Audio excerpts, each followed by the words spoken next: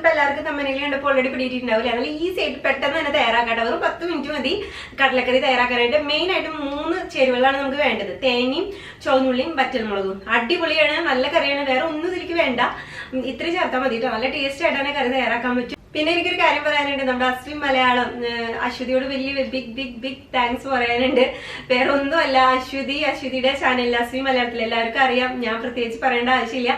അപ്പൊ ആളതില് ചാനലില് നമ്മുടെ കോഴി 3 ചേരുവകൾ വെച്ചിട്ടുള്ള കോഴിയുടെ ആ റോസ്റ്റ് തയ്യാറാക്കിയിട്ടുണ്ടായിരുന്നു. ആളതിൽ പറഞ്ഞിട്ടുണ്ടായിരുന്നു. അങ്ങനെ കുറെ പേര് നമ്മുടെ വീഡിയോ കണ്ടു, കുറെ പേര് തയ്യാറാക്കിയിട്ട് അശ്വതി തയ്യാറാക്കിയതിനു ശേഷം കുറെ പേര് ഈ വീഡിയോ കണ്ടിട്ട് തയ്യാറാക്കിയിട്ട് കുറെ പേര് നല്ല അഭിപ്രായങ്ങൾ കുറെ പേര് പറഞ്ഞു കേട്ടോ. പിന്നെ അശ്വതിക്ക് ഞാൻ മെയിൽ ചെയ്തിട്ടുണ്ടായിരുന്നു, അശ്വതി തിരിച്ചു റിപ്ലൈ ചെയ്തിട്ടുണ്ടായിരുന്നു കേട്ടോ. അപ്പൊ അശ്വതിയോട് ഒരു ബിഗ് താങ്ക്സ് പറഞ്ഞാലും മതിയാവില്ല. കുറച്ച് കാര്യം കൂടി പറയാനുണ്ട്, പക്ഷെ ഇപ്പൊ പറയണില്ല. ഈ വീഡിയോയുടെ ഈ ഇൻട്രോ കൂട്ടണ്ടല്ലോ വെറുതെ. അപ്പൊ നിങ്ങൾ കടലക്കറി എങ്ങനെ തയ്യാറാക്കാന്ന് കണ്ടു നോക്ക്. ബാക്കിയുള്ള കാര്യങ്ങൾ കുറച്ച് ഞാൻ വീഡിയോയുടെ ലാസ്റ്റ് ഇടാം കേട്ടോ.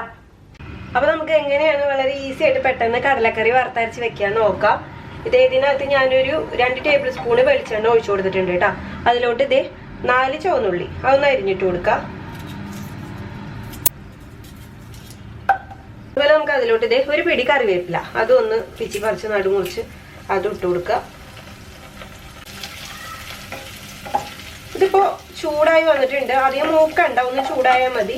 ഇനി ഇതിലോട്ട് നമുക്ക് 1/2 കപ്പ് തേങ്ങ ചിരവിയത്, ഒരു പിടി നമ്മുടെ കൈ കൊണ്ട് ഒരു പിടി ഉണ്ടാവും, 1/2 കപ്പ് തേങ്ങ ചിരവിയത് അത് ചേർത്ത് കൊടുക്കാം. അതുപോലെ ഇനി നമുക്ക് ഇതിലേക്ക് വറ്റൽമുളക് വേണം കേട്ടോ. വറ്റൽമുളക് എടുത്തിട്ടുണ്ട് ഞാൻ 8 എണ്ണം എടുത്തിട്ടുണ്ട്. ഇനി ചിലവർക്ക് ചിലപ്പോൾ എരി കൂടുതലും കുറവൊക്കെ വരും, അത് നിങ്ങൾ അതിനനുസരിച്ച് അതിൻ്റെ അളവ് ഒന്ന് കൂട്ടിയും കുറച്ചെടുക്കുക കേട്ടോ. അപ്പം ഞാനിവിടെ ഒരു 8 വറ്റൽമുളക് എടുത്തിട്ടുണ്ട്. അത് ഒന്ന് മുറിച്ചിട്ട് ഇട്ട് കൊടുക്കാം കേട്ടോ. അങ്ങനെ ഇട്ട് കൊടുക്കണ്ട, ഒന്ന് പൊട്ടിച്ചിട്ട് കൊടുക്കാം. നമുക്ക് ഇതിലേക്ക് മെയിനായിട്ട് വേണ്ട സാധനങ്ങൾ ഈ വറ്റൽമുളകും തേങ്ങയും ചുവന്നുള്ളി, ഈ 3 എണ്ണം മതി നമുക്ക്. അതാണ് മെയിനായിട്ട് വേണ്ടത്. മതി, ഇത്ര മതി കേട്ടോ. ഇനി വേറെ ഒന്നും ചേർക്കണ്ട. നമുക്കിത് നല്ല മൂപ്പിച്ചെടുക്കാം. ഇതിപ്പോ നല്ല മൂത്ത് വന്നിട്ടുണ്ട് കേട്ടോ. നമുക്ക് ഫ്ലെയിം ഓഫ് ചെയ്ത് കൊടുക്കാം. ഈ ഒരു പരുവത്തിനായി വന്നിട്ടുണ്ട്. വേറെ പൊടികളൊന്നും നമ്മളിതിൽ ചേർത്ത് കൊടുത്തിട്ടില്ല. വറ്റൽമുളകും തേങ്ങയും ചുവന്നുള്ളിയാണ് ചേർത്ത് കൊടുത്തേക്കുന്നത്. ഇനി ഇതൊരു 1/2 കപ്പ് വെള്ളം ഒഴിച്ചിട്ട് ചൂടാറുമ്പോൾ മിക്സിയുടെ ചെറിയ ജാറിലിട്ടിട്ട് നല്ല മഷി പോലെ അരച്ചെടുക്കണം. അപ്പൊ ഞാൻ അരച്ചെടുത്തതിന് ശേഷം ഞാൻ കാട്ടിയ കേട്ടോ. ഇനി നമുക്ക് കടല വേവിക്കാൻ തുടങ്ങാം. അതിന് വേണ്ടിയിട്ട് ഞാനിവിടെ 1 കപ്പ് കടല എടുത്തിട്ടുണ്ട് കേട്ടോ. രാത്രി വെള്ളത്തിൽ കുതിർത്തായിട്ടുണ്ടായിരുന്നു. അങ്ങനെ കുതിർത്തിയിട്ടുള്ള കടലയാണ് 1 കപ്പ് ഉണ്ട് കേട്ടോ. അത് നമുക്ക് കുക്കറിലേക്ക് ചേർത്ത് കൊടുക്കാം. ഇതുപോലെ ഇതാ കണ്ടോ, നമ്മുടെ തേങ്ങ ഞാൻ നല്ല മഷിയായിട്ട് അരച്ചെടുത്തിട്ടുണ്ട്. ഒരു 1/2 കപ്പ് വെള്ളം ചേർത്തിട്ട് നല്ല മഷി പോലെ അരച്ചെടുക്കുക കേട്ടോ. ഇനി അതും നമുക്ക് നമ്മുടെ കുക്കറിലേക്ക് ചേർത്ത് കൊടുക്കാം. 1/2 കപ്പ് പച്ചവെള്ളം കൂടി ഇതിലേക്ക് ചേർത്ത് കൊടുക്കണം കേട്ടോ. ആ മിക്സിയുടെ ജാറൊക്കെ ഒന്ന് കഴുകി അത് ഒഴിക്കുക. 1/2 കപ്പ് പോരാട്ടോ, ഞാൻ 1/2 കപ്പും കൂടി ടോട്ടൽ 1 കപ്പ് വെള്ളം ഒഴിച്ചു കൊടുത്തിട്ടുണ്ട്. പിന്നെ ഇനി നമുക്ക് വെന്ത് കഴിഞ്ഞിട്ട് കട്ടി കൂടുതലാണെങ്കിൽ നമുക്ക് വെള്ളം ചേർത്ത് കൊടുക്കാം. അപ്പൊ അത് വെന്ത് കഴിഞ്ഞിട്ട് നമുക്ക് ചേർത്താൽ മതി. ആവശ്യത്തിന് ഉപ്പ് ചേർത്ത് കൊടുക്കുക.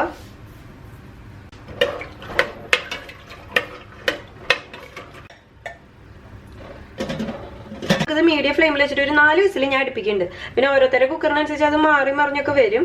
അപ്പൊ അത് ശ്രദ്ധിച്ചോളൂ. അപ്പൊ ഞാൻ ഒരു 4 വിസിൽ അടുപ്പിച്ചെടുക്കട്ടെ കേട്ടോ. ഇത്രയേ ഉള്ളൂ പണി, വളരെ എളുപ്പമാണ് ഇത് തയ്യാറാക്കാനായിട്ട്. നമ്മുടെ കുക്കർ 4 വിസിൽ അടിച്ചു, ഞാനത് ഓഫ് ചെയ്ത് കൊടുത്തു. വിസിലൊക്കെ പോയിട്ടുണ്ട്. നമുക്ക് തുറന്നു നോക്കാം. കണ്ടോ, അടിപൊളിയായിട്ട് വന്നിട്ടുണ്ട്. ഇതിലുള്ള വെളിച്ചെണ്ണ നമ്മൾ തേങ്ങ വറുത്തതിൻ്റെ പിന്നെ തേങ്ങേനെ തെളിഞ്ഞു വന്നോട്ടോ. ആഹാ, നല്ല മണം, അടിപൊളിയായിട്ടുണ്ട്. പിന്നെ ഒരു കാര്യം പറയാൻ വിട്ടുപോയിട്ടാ, ഗരം മസാല നിങ്ങൾ ചേർത്തോളോ. ഇത് വേവിക്കുന്ന നേരത്തെ തന്നെ ഒരു തുണ്ട്, അപ്പോഴാണ് ഈ കുക്കർ വിസിലടിക്കുമ്പോൾ ഒരു ജാതി മണം വരുള്ളൂ. അല്ലെങ്കിൽ മണത്തിന് കുഴപ്പമൊന്നുമില്ല, എങ്കിലും ഒരു പ്രത്യേക മണം വരണമെങ്കിൽ ആ വേവിക്കുന്ന നേരത്തെ തന്നെ ഒരു തുണ്ട് ഗരം മസാല ഇട്ട് കൊടുക്കുക. അത് കഴിഞ്ഞിട്ട് പിന്നെ അവസാനം ഇട്ട് കൊടുക്കുക. ഇനി നമുക്കിതൊന്ന് ഉള്ളി കാച്ചി ഒഴിക്കണം.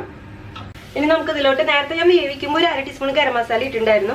ഇപ്പൊ വീണ്ടും ഒരു 1/2 ടീസ്പൂൺ ഗരം മസാല വീട്ടിൽ പൊടിച്ചത് ചേർക്കട്ടോ, നല്ല മണം ഉണ്ടാവും. ഉള്ളി കാച്ചാനായിട്ട് ഞാൻ അതിൽ 2 ടീസ്പൂൺ വെളിച്ചെണ്ണയും ഒരു 3 ചുവന്നുള്ളി നീളത്തിലരിഞ്ഞത്, പിന്നെ ഒരു പിടി കറിവേപ്പില, പിന്നെ ഒരു 2 വറ്റൽമുളക് നടു പൊട്ടിച്ചിട്ട് കൊടുത്തിട്ടുണ്ട് കേട്ടോ. നമ്മൾ നേരത്തെ തേങ്ങ വറുത്ത പാത്രത്തിൽ തന്നെയാണ് കേട്ടോ ഞാൻ ചെയ്യണത്.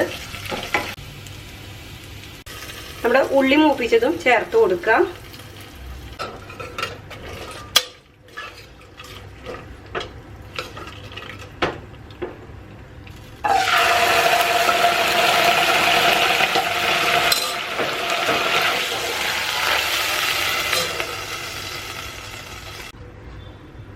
അവസാനമായിട്ട് ഒരു തുണ്ട്, ഒരു 1/4 ടീസ്പൂൺ പഞ്ചസാര ചേർത്ത് കൊടുക്കാം കേട്ടോ.